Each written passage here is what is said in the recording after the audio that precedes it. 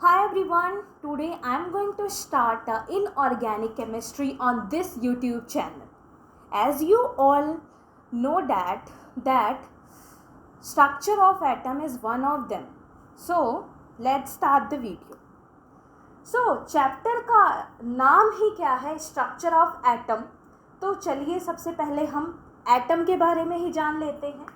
तो डेफिनेशन हमें ये कहती है कि atoms are the fundamental building block of matter. अच्छा जी, तो ये मैटर क्या होता है? ठीक है, हमें ये तो पता चल गया कि एटम क्या है, फंडामेंटल बिल्डिंग ब्लॉक है किसका? मैटर का. ठीक है जी, अब हमें एटम को अच्छे से समझने के लिए मैटर के बारे में तो पता ही होना चाहिए. तो सबसे पहले हम ये जानते हैं कि मैटर क्या होता है. आप अपने चारों ओर नज़र दौड़ाइए और आपको जितनी भी चीज़ें दिखाई दे रही है वो मैटर है. क्योंकि अगर आप मैटर की डेफिनेशन सुनेंगे तो आपको लगेगा यार दुनिया में ऐसी कोई चीज़ है ही नहीं कि जो मैटर ना हो. राइट, आपको यही लगेगा कि दुनिया में ऐसी कोई चीज़ है ही नहीं कि जो नॉन मैटर हो. ठीक है, तो सुनिए डेफिनेशन मैटर की. मैटर इज एनीथिंग, मैटर कुछ भी हो सकता है, विच ऑक्यूपाई मास. ठीक है, which has a mass and occupy certain volume. ठीक है, एक बार मैं फिर से बोल देती हूँ कि मैटर क्या होता है. Anything which occupy. मैंने आपके सामने डेफिनेशन लिखी है एटम की कि anything which occupy certain space and has a mass, वो सब क्या है? मैटर है. तो अगर आप जो हम पेंसिल होती है हमारे पास नॉर्मल, उसकी नीडल भी देखेंगे ना, तब भी देखो ये इतना स्पेस ऑक्यूपाई कर रही है, तो ये भी क्या है? मैटर है. ठीक है, अब आपको समझ आया? ठीक है, अब आप लोग के मन में ये आ रहा होगा कि ऐसी कौन सी चीज़ है भाई कि जो मैटर नहीं है. ओके, अब मैं आपको बताती हूँ कि ऐसी कौन सी चीज़ है जो मैटर नहीं है. ओके, तो आप सामने देख रहे होंगे कि मैंने लिखा है कि क्या क्या मैटर नहीं है. लव. क्या आप ये बोल सकते हैं कि मेरे दिल में इतने एरिया में लव है, इतने एरिया में हैप्पीनेस है और इतने एरिया में एंगर है? क्या हम कभी ऐसा बोलते हैं? नहीं बोल सकते. ठीक है, तो ये सब क्या है? ये सब क्या है? नॉन मैटर थिंग्स है. ठीक है, एंगर कि भाई मुझे आज 10 किलो गुस्सा आया, हम कभी ऐसा नहीं बोलते क्योंकि ये सब क्या है? नॉन मैटर है. तो इसका हमारी केमिस्ट्री में कोई भी प्रयोग नहीं है. ठीक है जी. ओके, तो हम इसके बारे में पढ़ेंगे भी नहीं, क्योंकि हमें केमिस्ट्री में किसके बारे में पढ़ना है? मैटर के बारे में पढ़ना है. और हमें मैटर के बारे में क्यों पढ़ना है? क्योंकि भाई हमें डेफिनेशन क्या बताती है कि atoms are the fundamental building blocks of matter. कि कोई भी सब्सटेंस, अगर मैं ये मार्कर की बात करूं तो ये भी किससे मिलके बना हुआ है? ये भी एक तरह से मैटर है. और ये एटम से मिलके बना हुआ है. किससे मिलके बना हुआ? एटम से मिलके बना हुआ है. आप ये इमेजिन कीजिए कि जैसे एक ह्यूमन बॉडी सेल से मिलके बनी होती है, वैसे ही जितने भी मैटर हैं वो एटम से मिलके बने हुए होते हैं. आपको अब क्लियर हो रहा होगा कि मैं आपको क्या बताना चाह रही हूँ. ठीक है, अब आप लोग समझ चुके होंगे कि एटम है क्या. तो दुनिया में जितनी भी चीज़ें हैं, ठीक है, जितनी भी चीज़ें हैं, मैं बोल सकती हूँ सब कुछ ही मैटर है भाई. तो वो सब जो चीज़ें आपको आसपास दिखाई दे रही है किससे मिलके बनी हुई है? एटम से मिलके बनी हुई है. मैं नॉन लिविंग थिंग्स की बात कर रही हूँ. ये बात हमेशा दिमाग में रखना आप लोग. ठीक है, आप क्लास 11 तक पहुँचे हो तो आपको इतनी अंडरस्टैंडिंग ज़रूर होगी. ओके, ठीक है. अब हालांकि जब हम चैप्टर में आगे बढ़ते हैं तो हम जैसा कि मैं आपको थोड़ा सा एटम के बारे में पढ़ाती हूँ, तो एटम्स क्या होता है कि सबसे पहले डाल्टन साहब आए थे. डाल्टन साहब ने बोला कि एटम जो है उसको हम डिवाइड नहीं कर सकते. एटम का मतलब ही होता है हम उसे अनकट, मतलब कि हम उसे काट नहीं सकते. लेकिन बाद में सब एटॉमिक पार्टिकल भी देखे गए.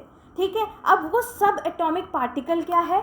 Electron is a subatomic particle. Proton is also one of them and neutron is also one of them and nucleus is also one of them.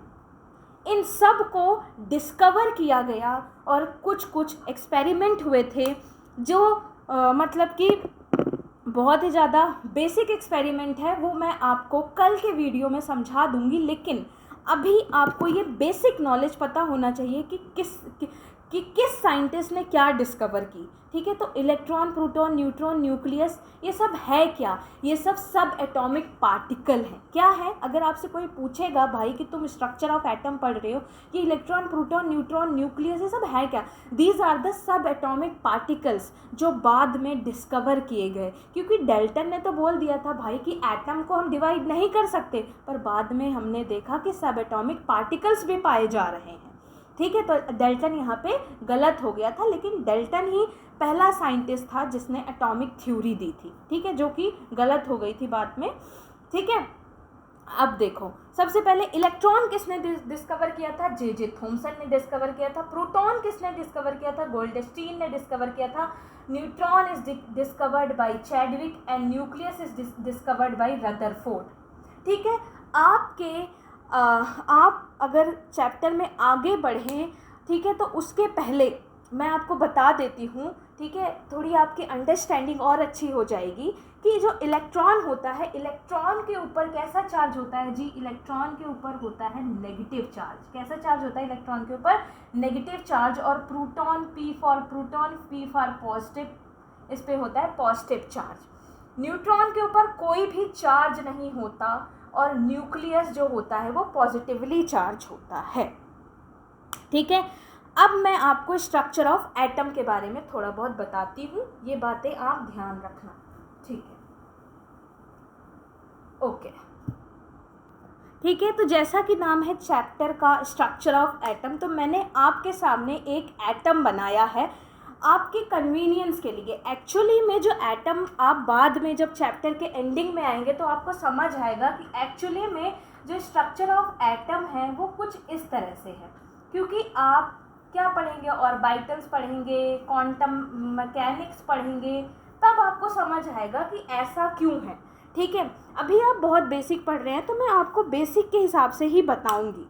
ठीक है, देखिए, एक एटम जो होता है वो न्यूट्रल होता है ग्राउंड स्टेट में। मेरे इस बात के बोलने का मतलब ये है कि ये जब एटम, मतलब कि नॉर्मली जब ये इस एटम से कोई इलेक्ट्रॉन किसी दूसरे को इसने डोनेट नहीं किया, या फिर ठीक है कोई इलेक्ट्रॉन इसने लिया नहीं, तो ओवरऑल जो एटम होता है वो कैसा होता है? न्यूट्रल होता है। ठीक है, ओवरऑल जो एटम होता है वो न्यूट्रल होता है। इसके पीछे की वजह ये है कि जितने नंबर ऑफ इलेक्ट्रॉन होते हैं उतने ही नंबर ऑफ प्रोटॉन होते हैं, मतलब पॉजिटिव नेगेटिव बराबर होता है। इसके वजह से एटम क्या होता है? न्यूट्रल हो पाता है। ठीक है, अब देखिए, न्यूक्लियस में होता है न्यूट्रॉन प्लस प्रोटॉन, और इसके साइड बाय साइड कुछ इस तरह से इलेक्ट्रॉन ऑर्बिटल्स में घूमते रहते हैं। ठीक है, इलेक्ट्रॉन कहाँ पे होते हैं? इलेक्ट्रॉन ऑर्बिटल्स में रिवॉल्व करते रहते हैं। ठीक है, और ये न्यूट्रॉन और प्रोटॉन कहाँ पे हैं? न्यूक्लियस के अंदर हैं, और स्ट्रॉन्ग न्यूक्लियर फोर्स इन दोनों को बाइंड करके रख रही है। ठीक है, तो सिंस न्यूट्रॉन के ऊपर कोई भी चार्ज नहीं होता तो प्रोटॉन के ऊपर पॉजिटिव चार्ज होता है, इसके वजह से nucleus is positively charged. Okay, now अब मैंने आपको जो इन्फॉर्मेशन दी उससे कुछ कंक्लूजन्स निकल के आ रहे हैं, जो मैं सामने लिख रही हूँ। ठीक है, मैंने आपको ये बताया कि भाई जो एटम है उस एटम के अंदर ये जो सब एटॉमिक पार्टिकल है ये किस तरह से अरेंज है। मैंने आपको सिर्फ एक बेसिक आइडिया देने के लिए बताया, ताकि आपको कुछ जो मैंने आपके सामने स्क्रीन पे जो आपको दिखाई दे रहा है वो आपको समझ आ जाए और आप क्वेश्चन सॉल्व कर पाएँ। ठीक है, हमारा पढ़ाई का पर्पस क्या होता है कि हम क्वेश्चंस सॉल्व कर पाएँ। ठीक है, क्वेश्चंस हमें सॉल्व करना आना चाहिए। तो ऐसा हमें ज़रूरी नहीं है कि हमें एज इट इज़ थ्योरी पता होनी चाहिए, ये पता होना चाहिए। ठीक है, तो मैंने आपको बताया कि एटम के अंदर सब एटॉमिक पार्टिकल कैसे अरेंज है। मैंने ये बताया कि भाई ये इमेजिन कीजिए कि आप न्यूक्लियस है। ठीक है। ये इमेजिन कीजिए, ये जो बड़ा सा सर्कल है ये क्या है, एटम है, ठीक है। फिर इसमें एक छोटा सा सर्कल है, ये है न्यूक्लियस, और न्यूक्लियस के अंदर क्या पाए जाते हैं, न्यूक्लियॉन्स, और न्यूक्लियॉन्स क्या होते हैं, न्यूट्रॉन एंड प्रोटॉन, ठीक है। केमिस्ट्री के अंदर डाउट आते हैं, पर वो धीरे धीरे जब हम चैप्टर्स में आगे बढ़ते हैं तब हमारे डाउट सॉल्व हो जाते हैं, ठीक है। तो अगर कोई बड़ा डाउट आ रहा है तो वो धीरे धीरे पढ़ते रहोगे तभी सॉल्व हो जाएगा, ठीक है। अब देखो न्यूक्लियॉन्स, अब देखिए न्यूट्रॉन और प्रोटॉन क्या है, न्यूक्लियॉन्स है। अब since neutron is neutral, then proton के ऊपर कैसा चार्ज है, पॉजिटिव चार्ज है, तो इसके वजह से न्यूक्लियस के ऊपर भी कैसा चार्ज है, पॉजिटिव चार्ज आता है, ठीक है। यहाँ इस जगह पे ऐसे, यहाँ पे क्या होता है, इलेक्ट्रॉन होते हैं, और इधर इस साइड पे क्या, यहाँ पे क्या होता है, प्रोटॉन होता है। और आपको मैं एक बात और बता दूं कि एटम का जो मास होता है it is concentrated at a nucleus. पता है आपको, बहुत सारे एक्सपेरिमेंट किए गए थे कि ये सब एटॉमिक पार्टिकल, बहुत सारे मॉडल दिए गए थे, बहुत सारी थ्योरी दी गई थी, जो मैं आपको कल बताऊंगी कि ये जो सब एटॉमिक पार्टिकल है वो कैसे अरेंज है एक एटम के अंदर, ठीक है। अभी मैं आपको बस ऊपर से बता रही हूँ, आपको मैंने एक माइंड मैप आपके माइंड में तैयार कर दिया है। अब मैं जब आपको थ्योरी बताऊंगी ना, आप फटाफट उनको समझ पाओगे, ठीक है। उस टाइम पे किसी को न्यूट्रॉन, प्रोटॉन, इलेक्ट्रॉन कुछ नहीं पता था, सिर्फ एक्सपेरिमेंट से वो लोग पता कर रहे थे, पर मैंने आपके माइंड में एक बता दिया है कि क्या कैसे अरेंज है, और आप एक्सपेरिमेंट पढ़ोगे तो आपको बहुत ही ज़्यादा सिंपल लगेगा, ठीक है। अब देखिए, तो यहाँ पे न्यूक्लियस में क्या होंगे, न्यूक्लियॉन्स होंगे, ठीक है। अब देखो मास नंबर क्या होता है, मास नंबर होता है न्यूट्रॉन प्लस प्रोटॉन, क्योंकि मैंने आपको बताया कि एटम, इलेक्ट्रॉन का कोई मास नहीं होता, इलेक्ट्रॉन का नेग्लिजिबल मास होता है, ठीक है।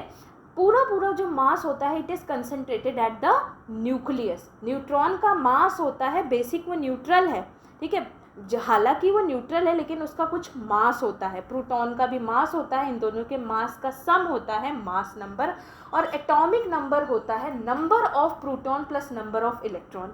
अच्छा जी, अब आप लोगों को ये भी नहीं पता होगा कि एटॉमिक नंबर क्या होता है। एटॉमिक नंबर जब आप पीरियोडिक टेबल पढ़ेंगे चैप्टर 3 इनऑर्गेनिक केमिस्ट्री का, फॉर एग्जांपल जैसे हम बोलते हैं हाइड्रोजन का एटॉमिक नंबर 1 है, हीलियम का एटॉमिक नंबर 2 है, तो हमने कैसे बताया, हमने ये देखा कि उसके एटम के अंदर कितने नंबर ऑफ प्रोटॉन हैं, उसको हमने क्या बोला कि इसका एटॉमिक नंबर इतना होगा। फॉर एग्जांपल हीलियम है तो हीलियम में 2 प्रोटॉन है, ठीक है, इसीलिए उसका एटॉमिक नंबर 2 है, ठीक है। अब देखो एटॉमिक, अब मैं आपको बताती हूँ, atomic number is denoted by Z, mass number is denoted by A, and अब देखिए इन दोनों से क्वेश्चंस कैसे पूछते हैं, क्वेश्चंस यहाँ से आपसे पूछा जाएगा। जो मैंने आपको टॉपिक पढ़ाया सब कुछ, उसका एक मैं क्वेश्चन बताऊंगी आपको कि क्वेश्चन कैसे पूछते हैं यहाँ से। अब देखो एटॉमिक नंबर है, atomic number is equal to number of proton and number of electron, ठीक है। अगर आपको किसी का एटॉमिक नंबर पता है, फॉर एग्जांपल मैं आपसे पूछती हूँ कि हीलियम है, ठीक है, हीलियम है, आपको मुझे ये बताना है कि हीलियम में कितने नंबर ऑफ प्रोटॉन है और कितने नंबर ऑफ इलेक्ट्रॉन है, ठीक है। तो नंबर ऑफ प्रोटॉन उसमें 2 है और नंबर ऑफ इलेक्ट्रॉन भी उसमें कितने होंगे, 2 होंगे, ठीक है ना, कितना ज़्यादा सिंपल। अब मैं आपको एक चीज़ और बताती हूँ कि हम किसी का, तो मास नंबर हम कैसे निकालेंगे, न्यूट्रॉन और प्रोटॉन इनको प्लस कर देंगे तो हमारे पास क्या आ जाएगा, मास नंबर आ जाएगा। चलिए अब आपको मैं क्वेश्चन की मदद से ये सारे टॉपिक बिल्कुल आसानी से समझाऊंगी तो आपको समझ भी आ जाएगा। आई होप आपको न्यूक्लियॉन्स क्लियर होंगे, आई होप आपको मास नंबर क्लियर होगा, एटॉमिक नंबर क्लियर होगा। अब मैं आपको ये सारे टॉपिक एक क्वेश्चन की मदद से समझाती हूँ तो आपको बहुत अच्छे तरीके से समझ आ जाएगा। मैंने आपके बोर्ड पे एक क्वेश्चन लिखा है, calculate the number of proton and neutron and electron in bromine, ठीक है। तो जैसा कि मैंने आपको बताया था कि मास नंबर को हम A से डिनोट करते हैं और हम एटॉमिक नंबर को Z से डिनोट करते हैं। तो आपको ना ऐसे ही क्वेश्चन दे दिया जाएगा और आपको इसका आंसर बताना होगा। तो ये तो बहुत ज़्यादा सिंपल है, हमें सिर्फ 2 बातें याद रखनी है कि एटॉमिक नंबर, ठीक है। जेड क्या याद रखना है, Z is equal to number of proton is equal to number of electron, simple. अब देखो, अब हमें क्या करना है, अगर मुझे नंबर ऑफ प्रोटॉन पता है तो नंबर ऑफ इलेक्ट्रॉन भी पता है। देखो, अब एटॉमिक नंबर मुझे गिवन है, इसका मतलब कि मुझे नंबर ऑफ प्रोटॉन भी पता है, मुझे नंबर ऑफ इलेक्ट्रॉन भी पता है। मुझे क्या निकालना है, मुझे नंबर ऑफ न्यूट्रॉन्स निकालने हैं, जो कि बहुत ज़्यादा सिंपल है। अभी मैं आपको बताती हूँ कैसे। देखिए, अब देखो, क्या मेरे पास मुझे दो चीज़ें पता चल गई। अब मैं आपसे अगर पूछूं तो इसमें नंबर ऑफ प्रोटॉन कितने हैं, तो प्रोटॉन है जी 35, इलेक्ट्रॉन कितने हैं, इलेक्ट्रॉन भी है 35, ठीक है। तो दो चीज़ें हमें ऐसे ही पता चल गई। अब मैं आपको बताती हूँ कि नंबर ऑफ न्यूट्रॉन्स कैसे निकालते हैं, ठीक है। देखिए, नंबर ऑफ न्यूट्रॉन निकालने का फॉर्मूला होता है, ठीक है, नंबर ऑफ न्यूट्रॉन निकालने का फॉर्मूला क्या होता है, Z माइनस ए, जो कि हमें गिवन है। 80 में से अगर आप 35 को माइनस करेंगे तो आपको क्या मिलेगा, नंबर ऑफ न्यूट्रॉन मिल जाएंगे, ठीक है। न्यूट्रॉन, नंबर ऑफ न्यूट्रॉन्स कितने हैं, 45 नंबर ऑफ न्यूट्रॉन है, ठीक है। तो हमारा क्वेश्चन सॉल्व हो गया। तो हमसे क्या पूछा था इन्होंने, नंबर ऑफ प्रोटॉन जो कि है 35, नंबर ऑफ न्यूट्रॉन जो कि है 45, और नंबर ऑफ इलेक्ट्रॉन भी क्या है 35। ऐसे ही क्वेश्चंस आपसे पूछे जाएंगे। और अगर आपको मास नंबर, अगर मैं आपको एक नया क्वेश्चन दे दूं कि अब मैं अगर आपसे पूछूं कि मुझे मास नंबर भी बताओ, तो मास नंबर बताना मुश्किल होगा क्या कोई। अब देखो, मास नंबर क्या होता है, A is equal to neutron plus proton, plus कर दो 35 प्लस 45, इन दोनों को जब आप प्लस करते हैं तो आपके पास इसका आंसर आ जाएगा। 35 प्लस 45 कितना होगा, 5 5 10, 4 3 7 और 1 8, कितना आया mass number is equal to 80, जो कि आपको यहाँ पे दिखाई दे रहा है। 80 मास नंबर प्रूफ हो गया, ठीक है। आई होप आपको ये लेक्चर पसंद आया होगा, और मैं आपको फॉर्मूले यहाँ पे स्क्रीन पे लिख देती हूँ, ठीक है। इस लेक्चर में जो आपको पर्टिकुलरली याद रखना है, जिससे क्वेश्चन सॉल्व हो जाएंगे। ओवरऑल ये लेक्चर बहुत ज़्यादा पूरा ही इम्पॉर्टेंट है, क्योंकि मैंने कोई भी ऐसी चीज़ नहीं बताई जो एग्ज़ाम में आपके यूज़ ना आए, ठीक है। बिल्कुल मैं एग्ज़ाम ओरिएंटेड ही पढ़ाने की कोशिश कर रही हूँ, ठीक है। तो मैं आपके सामने एक इस लेक्चर का समरी लिख देती हूँ, ओके। मैंने आपको जो अभी क्वेश्चंस एक क्वेश्चन करके दिखाया था, ये एनसीईआरटी का पहला ही एग्ज़ाम्पल है। आप और भी एग्ज़ाम्पल सॉल्व करिएगा, और आपके सामने ये मैं कुछ फॉर्मूले लिख रही हूँ जो इस टाइप के क्वेश्चन को सॉल्व करने में आपकी मदद करेगा। Z is equal to number of proton plus number of electron, A is equal to neutron plus proton. Number of neutron अगर हमें निकालना है तो हम Z में से A को माइनस कर देंगे, और यहाँ पे Z क्या है, एटॉमिक नंबर है, A क्या है, मास नंबर है। And this is the summary of this whole lecture. I hope आपको ये लेक्चर समझ आया होगा। That's all for this video. Thanks for watching.